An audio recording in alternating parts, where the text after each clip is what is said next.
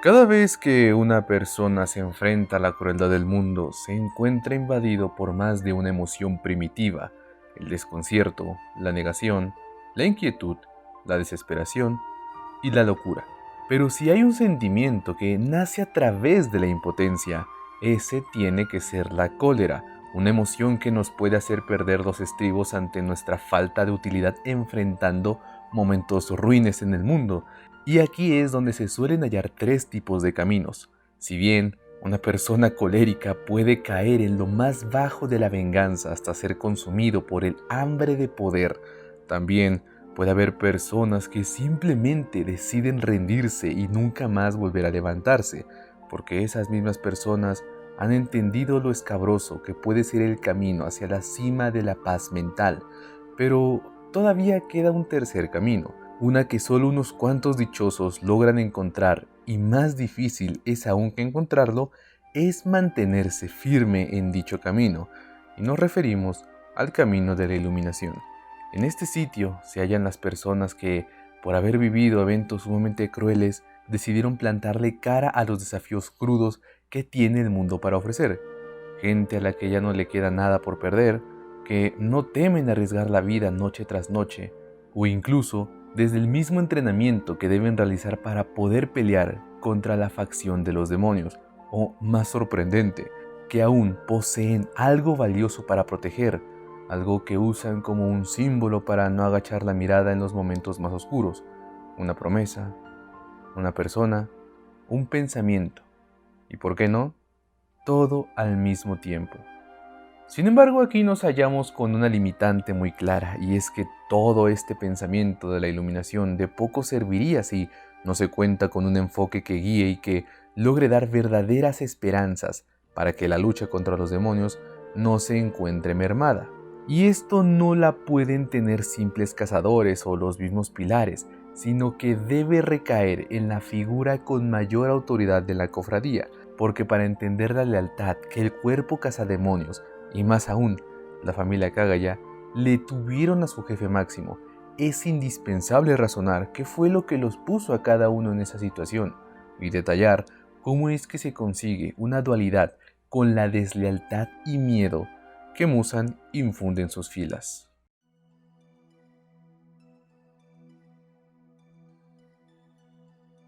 Lo primero que debemos tomar en cuenta es el estado lamentable en el que se encuentran las personas y prospectos a cazademonios cuando tienen un primer acercamiento con la cofradía. Si bien algunos son pertenecientes a un linaje respetable de cazadores generacionales, debemos detallar que el grueso de la cofradía son aquellas personas que se vieron envueltas en tragedias, personas a las que se les arrebató todo de un momento a otro, o que no contaban con la fuerza suficiente para frenar aquellas calamidades. En este momento de sus vidas, personas que, como ya dijimos, conocieron el abismo más profundo de la desesperación. Esto, para los futuros cazadores, actúa como un canalizador motivacional que los presiona a niveles impensables para que se arriesguen a tomar un entrenamiento que no es poca cosa. Esta clase de entrenamientos suelen ser conocidos por cargar con una exigencia física y mental que los enfrenta a sus propios demonios, porque si no pueden con los internos, no lo lograrán con los externos jamás. Y todo esto no es más que la punta del iceberg, tan solo una pizca de lo amargas que serán las noches a partir de ahora. Pero aquí hay un detalle pequeño que debemos considerar, y es que por más motivación que tengan las personas recién ingresadas a la cofradía, es importante señalar que no todos mantendrían esa motivación para siempre. Puede que entre los presentes poco a poco se vaya apagando aquel sentimiento de justicia o venganza. Incluso debemos considerar el desvanecimiento de la esperanza. Después de todo, el trabajo de estos cazadores tiene que hacerse de forma informal y autónoma. No cuentan con el reconocimiento del gobierno, no tienen el apoyo moral de alguien más allá de sus maestros, y van perdiendo poco a poco la poca sensibilidad que les queda, viendo ese trabajo como un simple trampolín para hacer más dinero, o hasta escudarse en acciones reprochables. Todo esto es como si aquellos cazadores tuvieran una caja perforada, una caja sin fondo que no podría ser llenada con nada, una herida que los consumiría poco a poco.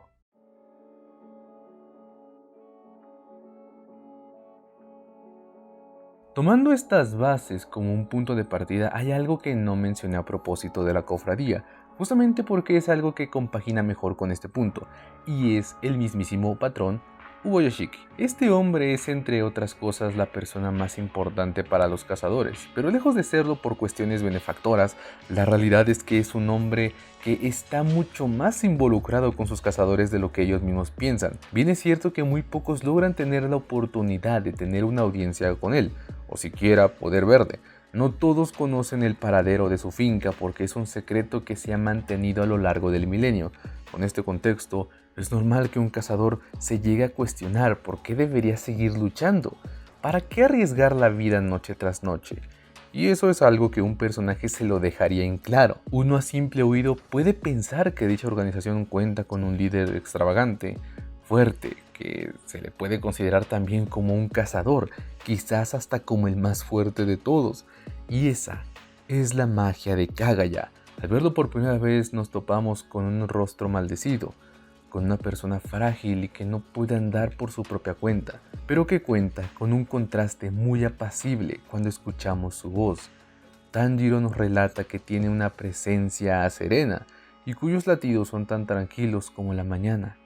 Pero este tipo de simbolismo no es necesariamente algo bueno a ojos de cazadores como Sanemi, que se niegan a seguir órdenes de alguien que no puede siquiera blandir una espada o que no lo intenta, que únicamente los manda como carne de cañón.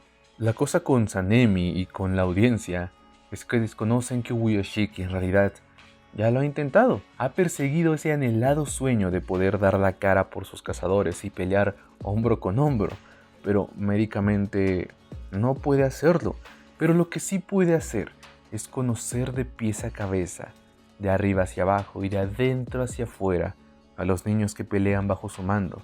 Kaga ya ha pasado tanto tiempo estudiando los pesares que cargan, todo lo que desean proteger, los ideales con los que mantienen sus luchas, y les ha sabido dar las palabras adecuadas para no desviarlos del camino. Sanemi siempre estuvo mortificándose por no haber podido hacer más por su compañero, un cazador que, como la gran mayoría, murieron en servicio sin que el mundo se detuviese, hasta que Kagaya le comenta más tarde que aquel compañero cuyo nombre solo conocía Sanemi era una buena persona que siempre creyó en él y en su potencial para poder ser uno de los pilares de la cofradía de la nueva generación. La reacción que tiene Sanemi es orgánica porque aquel líder con cuerpo frágil, amable y que no es capaz de levantar siquiera una espada, conocía hasta el último detalle de todos sus cazadores, algo que podemos ver reflejado con los demás pilares y Tanjiro, porque mientras el resto de pilares rehuían de problemas que los orillaban a un pensamiento negativo sobre sí mismos, Uboyoshiki transformaba esas inseguridades en sus más grandes virtudes. Esa fuerza hercúlea que asustaba a Mitsuri era la ideal para proteger a las personas, la humanidad, dentro de la doctrina shinobi, de la que tanto se avergonzaba Tengen, lo impulsaba a actuar siempre con honestidad. Esa calma con la que pensaba Gyomei era la indicada para hacer juicios justos. Este es el poder más fuerte de la vida, porque Kagaya no les infundía miedo, él se limitaba a sanarles el corazón, a escuchar sus penas, a entender que la vida y su fragilidad son todo aquello que vuelve la humanidad en algo hermoso, y gracias a ese convencimiento es que tenía cazadores que le profesaban pura lealtad.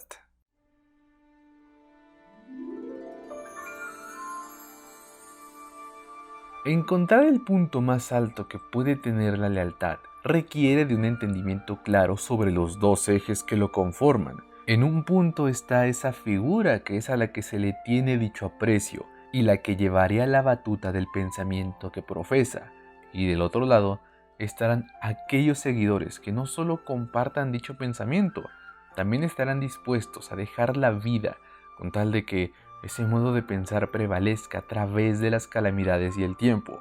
Y hay que dejarlo muy en claro, el cariño y la lealtad que los pilares le tenían a Kagaya no era uno que se pudiese comprar. Este tipo de lealtad se gana usando cada uno de los puntos que ya mencionamos antes. Se escucha, se entiende, se dialoga, se procesa, se siente y se sana. Esas son las bases de un respeto que Uboyoshiki ha intentado mantener en su mandato para que la cuesta lucha contra los demonios no agonice en la mente de los cazadores. Desde que esta historia comienza, se nos deja en claro que las filas poco a poco están disminuyendo en números monstruosos, y eso se debe justo al primer punto que tocamos, pues son todas esas personas que simplemente decidieron renunciar y quedarse postradas en la miseria. Esto es algo que le llegó a suceder a uno de los pilares más fuertes de su momento, y todo porque no pudo ver la vida y el mundo como algo más realista y poco material. Aquí la cuestión no radica en quitarles responsabilidades o reducir las cargas que arrastran consigo mismos, porque eso sería ablandar la realidad y disminuir el ya de por sí paupérrimo nivel de pelea que tenían. Lo que simple y llanamente necesitaban era un ejemplo tangible de la esperanza que se hallaba perdida entre la oscuridad, y esa esperanza la cargaban dos hermanos. Todo el trayecto que ha recorrido Tanjiro, cada una de sus luchas, las interacciones que ha tenido y las resoluciones que ha ido provocando en su viaje, son todo lo que Ubuyashiki necesitaba para demostrarles a sus cazadores que sí podía existir un final para la lucha contra los demonios. El tren infinito, el distrito rojo, la villa de los herreros, cada una de esas luchas que involucraban a los pilares de forma directa y en donde pudieron vencer a 4 demonios de rango superior, tan solo eran el presagio de que el final ya estaba cerca y necesitaba de una preparación con sumo detalle, ya que no podían guardarse las mejores prendas por más tiempo, y a sabiendas de que el final de su vida ya estaba también cerca, es que Ubuyashiki tomó la que para mí es la decisión más importante de su vida. Aquel plan que involucraba la explosión contra Muzan no es algo que funcione solo porque sí. Cada una de las personas involucradas tuvieron que estar de acuerdo para que saliera a la perfección. Aquí no se trata netamente del intercambio de palabras tan magistral que Muzan tuvo con Ubuyashiki, porque todo eso queda a un segundo plano, sabiendo que la única forma en la que Ubuyashiki podría no solo avivar la flama de la esperanza, sino también involucrándose directamente en la pelea, es con este sacrificio. Es muy probable que él no haya dudado ni un segundo en tomar esta decisión. Es incluso lógico pensar que aquella acción ya la tenía contemplada desde hacía mucho tiempo. Alguien sin capacidades especiales y con un cuerpo frágil, dispuesto a dejarse la vida con tal de ocasionar la ira del dragón. Lo verdaderamente sorprendente es aquella decisión de su esposa y sus 2 hijas para seguirlo hasta la tumba, con tal de que su plan no fuese descubierto. Porque si bien Muzan se cuestiona el hecho de que no había ni un solo guardia protegiendo la finca, le habría parecido aún más sospechoso si por casualidad Ubuyashiki se hubiese encontrado solo en toda esa mansión. Se tenían que guardar las apariencias, y lo más asombroso de todo es que su familia ya había aceptado aquel destino con tranquilidad. Sabían que sus vidas a cambio de un amanecer milenario no eran equiparables, y que con sus muertes sellarían el inicio del final de la pesadilla. Y esa devoción, esa lealtad que le entregaron a su padre y esposo respectivamente, no vino de la nada. Todo eso nació con el tiempo, mientras veían cómo la figura débil y frágil de Ubuyashiki Kagaya proyectaba la sombra más peligrosa y respetable del mundo humano.